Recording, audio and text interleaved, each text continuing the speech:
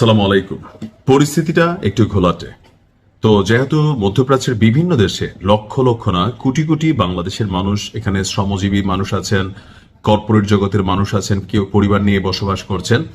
তো গতকালকে আপনার ইরান একসাথে 27টি ছোট বড় আরব রাষ্ট্রের মধ্যে আমেরিকার যে ঘাঁটিগুলো আছে সেইখানে যে অভিযান চালিয়েছে, দুর্ভাগ্যজনকভাবে আমাদের বাংলাদেশের দু একজন ভাইও শাহাদাত বরণ করেছেন, আবার অনেকে আহত হয়েছেন। তো এই জিনিসটা আমাদের কাছে প্যাথেটিক বা খারাপ লাগছে। কিন্তু যদি এখানে বাংলাদেশের জনগণটা না থাকতো না, আমার কাছে মনে হইতো যে যতগুলো আরব রাষ্ট্র আছে প্রত্যেকটারে একটা একটা করে মিসাইল মেরে দেওয়া উচিত। কেন? কারণ এরা প্রত্যেকে, আপনি দেখেন সৌদির আসল রূপ বের হয়ে আসছে না। এই সৌদি দীর্ঘদিন যাবৎ, কাতার দীর্ঘদিন যাবৎ, দুবাই দীর্ঘদিন যাবৎ তারা লবিং করতেছিল ট্রাম্প যেন ইরানরে ধরে। কারণ ইরানের সাথে সৌদির কিন্তু পুরনো শত্রুতা আছে, দুবাইয়ের সাথে, আরব আমিরাতের সাথে পুরনো শত্রুতা আছে, কাতারের সাথে কি আছে। কাতার সাম্প্রতিক সময়ে বর্তমান যে প্রধানমন্ত্রী আছেন তিনি আপনার পশ্চিমার এক ধরনের দালালে পরিণত হয়ে গেছেন। সো তারা মনে করে, যে তিনটা দেশের নাম বলছি তারা আসলে আরব রাষ্ট্রগুলোর মধ্যে ধনী রাষ্ট্র, তারা মনে করে ইরান যেই হারে দৌড়াইতেছে জ্ঞান বিজ্ঞান প্রযুক্তি সামরিক সক্ষমতা আর দিন শেষে ইমানি জাজবা বা সাহস, তো এই জিনিসগুলোকে কেন্দ্র করে আরব রাষ্ট্রগুলোর মধ্যে একটা ভয়, যদি ইরানকে থামানো না যায় তাহলে কি হবে, যে ভবিষ্যতে এই ইরান আমাদেরকে কন্ট্রোল করবে। কারণ আরব রাষ্ট্রগুলোর মধ্যে ইরান একমাত্র দেশ যাদের কাছে পারমাণবিক সক্ষমতা আছে, আর বাকিদের কাছে হাওলাইত্যা মেশিন আছে। ওই আমেরিকা বলে যে আমরা আসি, তো কোনো টেনশন নাই। তো স্বাভাবিকভাবে যখন ইরানের সর্বোচ্চ নেতা মারা গেল, আইআরজিসি প্রধান মারা গেল, আরো বেশ কিছু ক্যারেক্টার মারা গেল, তো এখানে তো ভাই পজিটিভ ফিলিংস এর আসার সুযোগ নাই। এখন ইরান গতকালকে মার্কিন যুক্তরাষ্ট্রের যে 27টি সামরিক বেসামরিক ঘাঁটিতে অভিযান চালিয়েছে, এই অভিযান চালানোর কারণে মধ্যপ্রাচ্য জুড়ে যুদ্ধ ছড়িয়ে পড়তে পারে। সেখানে বেশ কিছু মানুষ মারা গিয়েছে, বললাম না, বাংলাদেশের মানুষ সহ ওই দেশের মানুষ মারা গেছে, তাদের সামরিক বেসামরিক ভবনগুলো ক্ষতিগ্রস্ত হয়েছে, তারা অর্থনৈতিকভাবে অনেক চাপে আছে, ফ্লাইটগুলো বন্ধ আছে। তো সবকিছু মিলাইয়া একটা প্যাথেটিক সিচুয়েশন আসতেছে। কিন্তু আমার ভাই খারাপ লাগতেছে না। আমার যদি 2-1%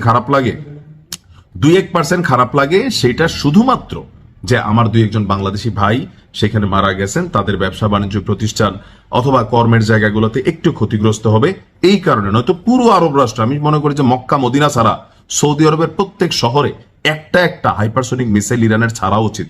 আর কিন্তু পিছু নামার সুযোগ নাই। অলরেডি কিন্তু খেলা শুরু হয়ে গেছে। প্রধান নেতার মৃত্যুর পরে কি হচ্ছে, সেখানে নতুন সেট আপ তৈরি হয়ে গেছে। আমার কাছে আশ্চর্য লাগছে যে প্রধান নেতার যে ভাস্কর্য ছিল বা ওনার যে স্মৃতিস্তম্ভ ছিল, এগুলাকে ইরানের এক শ্রেণীর জনগণ উপড়াই ফেলতেছে। মানে এরা মজা নিচ্ছে। এরা কারা? ওই যে 47 বছর আগে ইরানের যে ক্ষমতাসীন সরকার ছিল রাজা পেহেলভি, তার যে একটা কুপুত্র আমেরিকা পালতেছিল এতদিন, সে কিন্তু তার খেলা শুরু করে দিছে।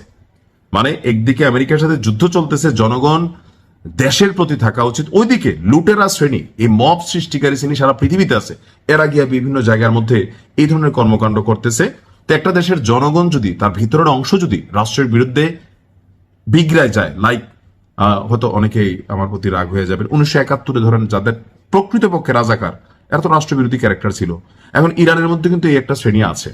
তো এদের কারণে আমেরিকা সেখানে একটা পজিটিভ অ্যাডভান্টেজ পাচ্ছে, আর ইরান আরব রাষ্ট্রগুলোরে সাইজ করবে, আর কিন্তু সুযোগ নাই। দেখেন বাইছা গত 1 বছরে যতগুলা মাথা ছিল, পরমাণু বিজ্ঞানী থেকে শুরু করে সবাই রে, সর্বশেষ প্রধান নেতা ছিলেন তাকেও শেষ করছে। আগামীতে তার বিরুদ্ধে যারা অবস্থান করবেন তাদেরও কিন্তু শেষ করে দিবে। ইসরায়েল আমেরিকা চাইলে আসলে এই মুহূর্তে আল্লাহর পরে বিশ্বাস করেন যদি ক্ষমতা থাকে কারোর কাছে, এটা হচ্ছে ইসরায়েল আমেরিকা। সো এই লড়াইটা যতটা স্বাভাবিক ভাবতেছেন ততটা না। তবে আমার মনে হয় ইরানের যারা মুজাহিদিন আছেন, তাদের অন্তরের যে জজবা, তাদের বক্তব্য হচ্ছে কি, আমি শেষ হবো কিন্তু তোমারে শেষ কইরা। আর এই আরব রাষ্ট্রগুলো যেগুলা মিত্রের বেশে আসলে মুনাফেক, এদেরকে আমার মনে হয় সাইজ করার সময় আসছে। ভাই মারতে থাকো, শুধু বাংলাদেশিরা যে জায়গায় আছেন একটু সিকিউর জায়গায় থাকেন, আপাতত কয়েকদিন বিশ্রাম নেন, প্রয়োজনে সরকার কর্তৃক নির্ধারিত বাংকারে গিয়ে অবস্থান নেন। ইরানকে এই খেলাটা খেলা শেষ হইতে হবে, নয়তো ইরানের অবস্থা ইরাকের চেয়েও খারাপ হয়ে যাবে, আফগানিস্তানের চেয়েও খারাপ হয়ে যাবে, গাজার চেয়েও খারাপ হয়ে যাবে। আল্লাহ হেফাজত করুক। আসসালামু আলাইকুম।